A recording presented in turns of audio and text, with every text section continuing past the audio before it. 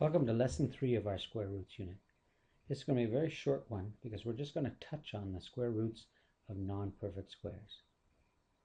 You saw in our last lesson that the square root of a perfect square like 25 was a rational number like 5. But now we're going to talk about taking the square root of a number like 17. The square root of 17 isn't a rational number. There are methods to figure it out, but we won't learn them. The way we usually do it is to use a calculator. If we type in the square root of 17, the calculator gives us an estimated value.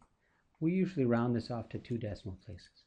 So the square root of 17 would be 4.12. We can also estimate a square root like this. If we look at the square root of 17, we'll know that it's between the square root of 16 and the square root of 25. So we'll know it's between 4 and 5. And since it's so close to the square root of 16, we would estimate it at something like 4.1. So we will do a little work of estimating square roots. Let's try a couple together right now. Let's estimate the square root of 10. We can find some perfect squares nearby. We could do square root of 9 and a square root of 16. Square root of 9 is of course 3, and the square root of 16 is 4. So the square root of 10 we would probably estimate at 3.1. Let's check it on our calculator.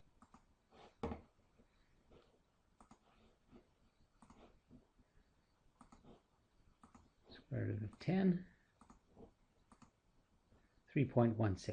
So we're a little bit off. Now let's estimate the square root of 55.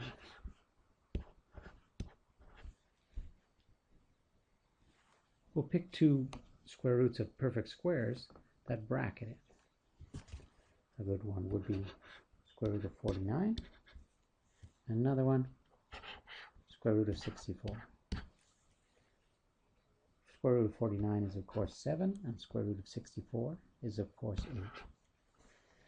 And you can see 55 is getting close to the middle between those two. I would estimate somewhere about 7.4. Let's check it on our calculator. Square root 55, not bad. Let's try another one together. Let's try the square root of 125. We can bracket it with the square root of 121 and the square root of 144. Square root of 121 is 11. The square root of 144 is 12, and 125 is close to 121, and so we're probably at about 11.2. Let's check it again on our calculator.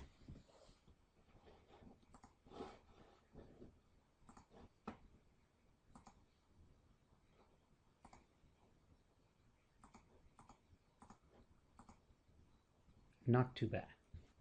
Here are a few to try on your own.